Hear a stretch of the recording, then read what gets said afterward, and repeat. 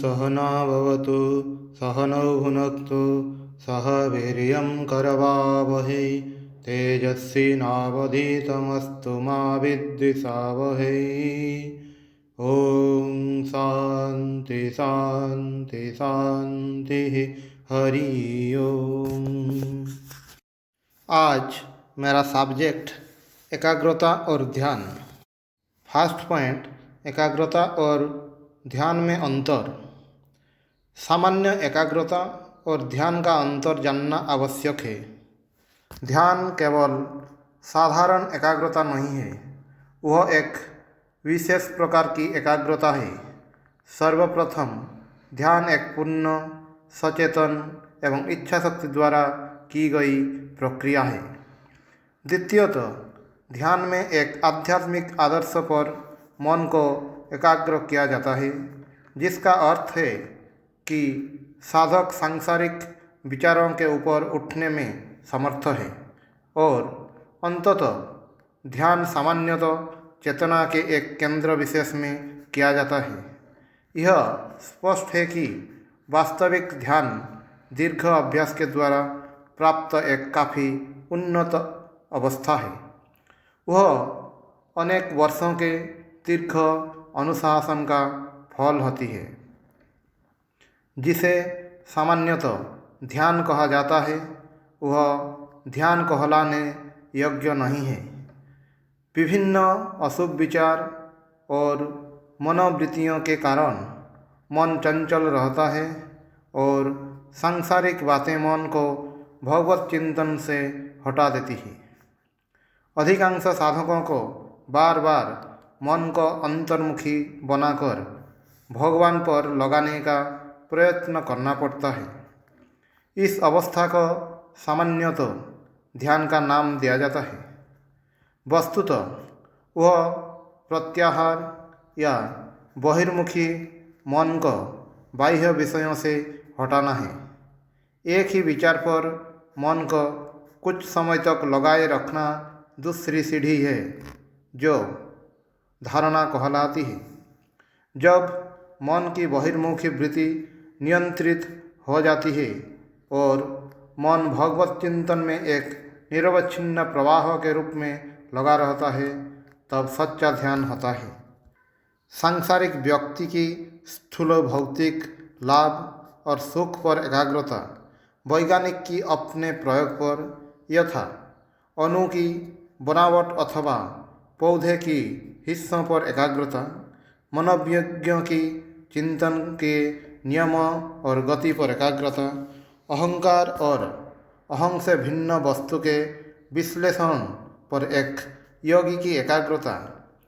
वस्तुपरक दृष्टिकोण से ये सभी विभिन्न प्रकार की एकाग्रताएं हैं, लेकिन व्यक्तिपरक दृष्टि से उनकी विषय वस्तु में बहुत भिन्नता है और उनके अनुभव और परिणाम नितांत भिन्न होते हैं। केवल साधक की एकाग्रता ही, चाहे वह किसी भी साधना पथ का अनुसरण कर रहा है, ध्यान कहलाती है।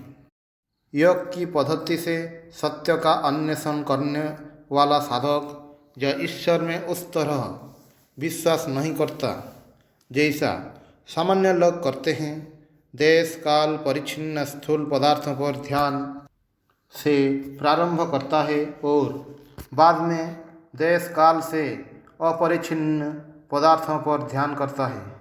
उसके बाद वह ध्यान और एकाग्रता के लिए सूक्ष्म पदार्थों को पहले देश और काल की सीमा में, तदनंतर उनके परे को ध्यान और एकाग्रता का विषय बनाता है। और अग्रसर होते हुए वह मन अथवा अंतःकरण को और बाद में स्वयं अहंकार को ही अपने ध्यान और एकाग्रता का विषय बनाता है। इन पदार्थों के वास्तविक स्वरूप को जानकर वह परिच्छेद कारक उपाधियों से अपना तादात्म्य समाप्त कर लेता है। इस तरह अपनी वास्तविक आत्मा के सामीप्य को पाकर वह आनंद और प्रकाश की अद्भुत स्थिति का आस्वादन करता है। परमात्मा के अस्तित्व में विश्वास करने वाला वेदांत का अनुयायी प्रारंभ में मूर्ति अथवा चित्र के रूप में पहले देश और काल की सीमा में और बाद में इनसे अपरिच्छिन्न किसी महान दैवी विग्रह अथवा परमात्मा की किसी प्रतीक का ध्यान कर सकता है और अधिक प्रगति करने पर वह दिव्य महापुरुष के हृदय अथवा चित्त का अथवा विराट चित्त का ध्यान कर क्रमशः उससे संबंधित उच्च आदर्शों को सद्गुणों को आत्मसात कर सकता है। बाद में वह व्यष्टि या समष्टि शुद्ध चैतन्य का ध्यान कर अपनी अशुद्ध सीमित चित्त चेतना को शुद्ध और व्यापक बनाने में सफल हो सकता है। वह अपनी आत्मा का अनंत सत्ता के साथ संपर्क स्थापित कर सकता है और भी आगे बढ़कर वह उच्चतम आध्यात्मिक अनुभूति प्राप्त कर सकता है, जहाँ ध्याता एक समुद्र के संपर्क में आने वाले नमक के पुतले की तरह अनंत परमात्मा सत्ता में विलीन हो जाता है। इस तरह सीमित व्यक्तिगत चेतना से संबंधित विभिन्न प्रकार के ध्यान और एकाग्रता से प्रारंभ कर वह एक अद्वितीय अनंत सत्ता को उच्चतम अतिचेतन अवस्था को प्राप्त कर सकता है, जहाँ सभी दृष्टा दृश्य संबंध यही नहीं सभी सापेक्षताओं को अतिक्रमण हो जाता है। एकाग्रता का अपने आप में कोई आध्यात्मिक मूल्य न भी हो, जैसा कि पहले कहा जा चुका है, इसका अभ्यास करने वाले व्यक्ति ने यदि कुछ मात्रा में चित्त शुद्धि नहीं की हो और यदि वह उदात्तीकरण की प्रक्रिया भी साथ ही साथ न करता हो तो यह खतरनाक भी हो सकता है। एकाग्रता और ध्यान आध्यात्मिक दृष्टि से प्रभावशाली उसी मात्रा में हो सकते हैं जिस मात्रा में क्रमागत बुरे विचारों और कार्यों द्वारा अशुभ संस्कार और आदतों के रूप में संचित सारी गर्त और गंदगी को दूर कर मन को शुद्ध किया गया हो। उत्कृष्ट वैराग्य और पवित्रता प्राप्त करने पर ही साधक उच्चतर कोटि के ध्यान और एकाग्रता का सफलतापूर्वक अभ्यास कर सकता है, जिनसे अंततः उच्चतम दिव्य अनुभूति और मुक्ति लाभ होता है। प्रत्येक साधारण व्यक्ति में ध्यान के अभ्यास की क्षमता रहती है, भले ही सामान्यतः वह संसार के द्वारा उसके सामान्य प्रस्तुत की गई भोग और सुख की वस्तुओं और व्यक्तियों की ओर केंद्रित रहती हो। आध्यात्मिक जीवन यापन करने के लिए किसी नई क्षमता का अचानक विकास नहीं करना पड़ता। पुरानी क्षमताओं और प्रवृत्तियों की तीव्रता को कम किए बिना उन्हें ईश्वराभिमुखी करना होता है और तब सांसारिक व्यक्ति आध्यात्मिक व्यक्ति में रूपांतरित हो जाता है।